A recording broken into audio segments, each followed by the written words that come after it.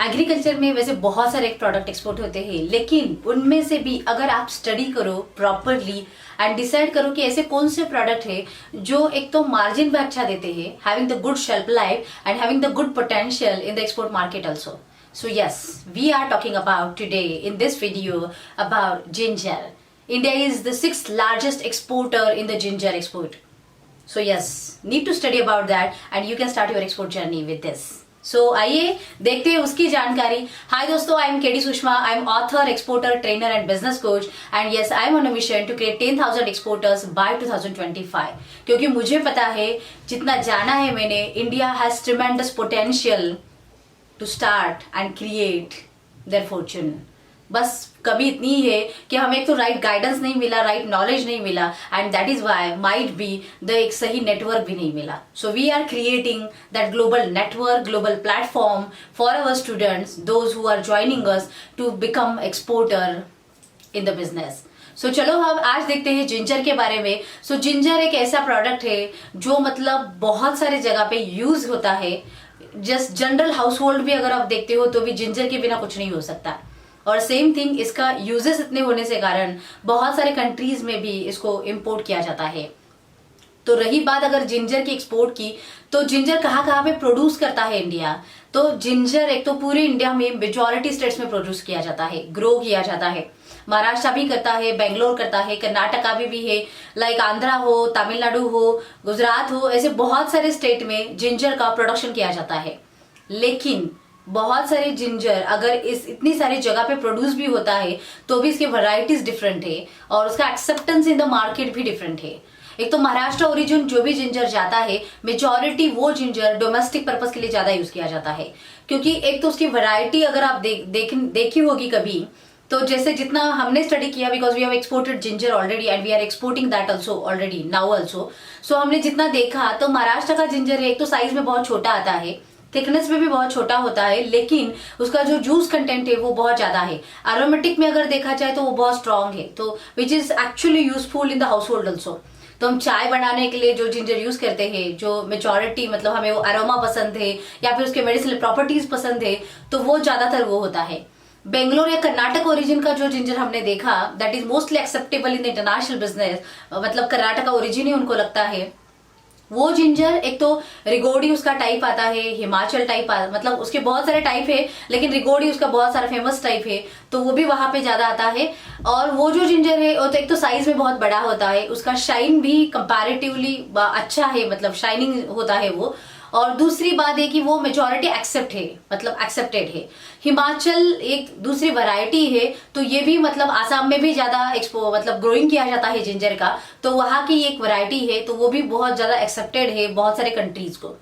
तो ऐसे मतलब ये जो मैंने अभी बताया, accordingly you need to study what are the types of that product और वो कहाँ पे ग्रो किए जाते हैं and which one is acceptable in the international market. So कोई भी प्रोडक्ट लो, not about the ginger only but any product in the export business, you need to go through deeper. Import कौन कौन करता है इंडिया से हो, मतलब who are the importing partners for us. तो एक तो यूएसए करता है, यूनाइटेड अरब भी करता है, जापान भी है, उसमें नीदरलैंड भी है, जर्मनी भी है. तो इन सारे कंट्रीज को इंडिया एक्सपोर्ट करता है and with that more than मतलब अभी भी और ज्यादा कंट्रीज है जिसको इंडिया एक्सपोर्ट करता है. सो आपको ये भी ध्यान में रखना है. दूसरी बात ये भी है कि मार्केट क्या एक्सेप्ट करता है जिंजर के बारे में. तो एक तो उसका साइज कैसा है, दूसरा उसका ग्रामेज मतलब वेट क्या है. सो 100 ग्राम से आगे भी आता है, 100 ग्राम, 150 ग्राम, 200, 250 ग्राम. तो आपको वो भी चेक करना है बायर के साथ कि उसका स्पेसिफिकेशन वो क्या चाहता है, उसका साइज क्या चाहिए, उसके ग्रामेज क्या चाहिए, मतलब वेट क्या चाहिए, वो भी आपको चेक करना पड़ेगा. और दूसरा जिंजर के बाद साथ ये भी एक आता है कि जिंजर रेड सॉइल में भी आता है एंड ब्लैक सॉइल में भी आता है.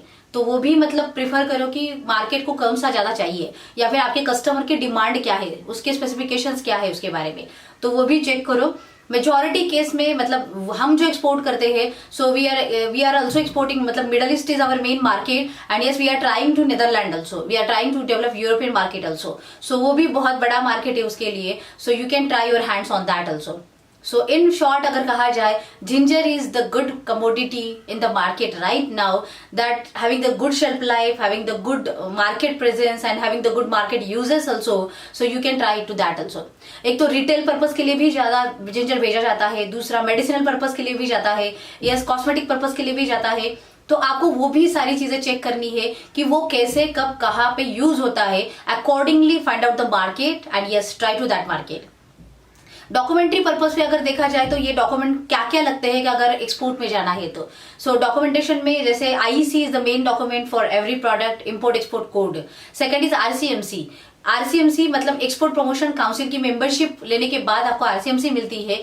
तो जिंजर के लिए APEDA is your export promotion council, तो आपको उनसे आरसीएमसी लेनी है, yes and then the port registration. So इसके अलावा भी बहुत सारे डॉक्यूमेंट्स जिंजर को लगते हैं। So basic documents to start the export business is that. लेकिन अगर आपको जिंजर एक्सपोर्ट के लिए लेके जाना है तो one major document required is phytosanitary. So phytosanitary एक तो मेजर इंपॉर्टेंट डॉक्यूमेंट है जो हर शिपमेंट के लिए लगता है, लेकिन उसके फाइटोसैनिटरी के रिक्वायरमेंट जो है कंट्री वाइज डिफर करते हैं। So check that also before exporting. European market demands different phyto requirements, yes middle east demand different phyto requirements. So आपको बस उतना चेक करना है।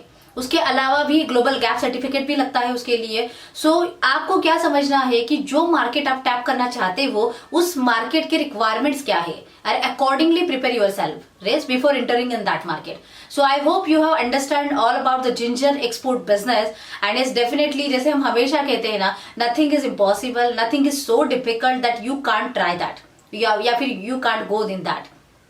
बस बात इतनी ही है, नॉलेज की कमी है, इसीलिए क्लैरिटी नहीं है और इसीलिए कॉन्फिडेंस नहीं है, एक्शन तो दूर की बात है। सो दैट इज वाई दोस्तों, बस उतना ही काम करना है, नॉलेज लो, क्लैरिटी लो, कॉन्फिडेंस लो, एक्शन करो, कुछ ना कुछ तो जरूर होगा। एक 1 by 1 स्टेप तो आप आगे हमेशा जाओगे। हम कर सकते हैं तो जरूर करो, खुद के ऊपर काम करो। अगर नहीं कर सकते तो जो आपको हेल्प करेगा उसके पास जाओ। That is just a solution to go ahead in the life, in the business, to be a successful. तो बस एक्शन लेना, बस उतनी ही काम है। आज अभी मतलब कल ऐसे कुछ भी नहीं होता। जब मुझे चाहिए, मुझे अगर ग्रोथ हासिल करनी है, I need to action from right now. So that is your turn. Take action, start your export business, and yes, if you have any problem, anything related to export import business, just comment on the comment box and yes, we will answer you. जितना हम आपको help कर सकते हैं उतना हम जरूर help करेंगे। yes, because we want to create exporters and India has that potential. yes, we can lead in the global market. so चलो फिर एक्सपोर्ट की जर्नी हम चालू करते हैं to create your fortune. Take action, stay tuned, subscribe the channel and share it and like it.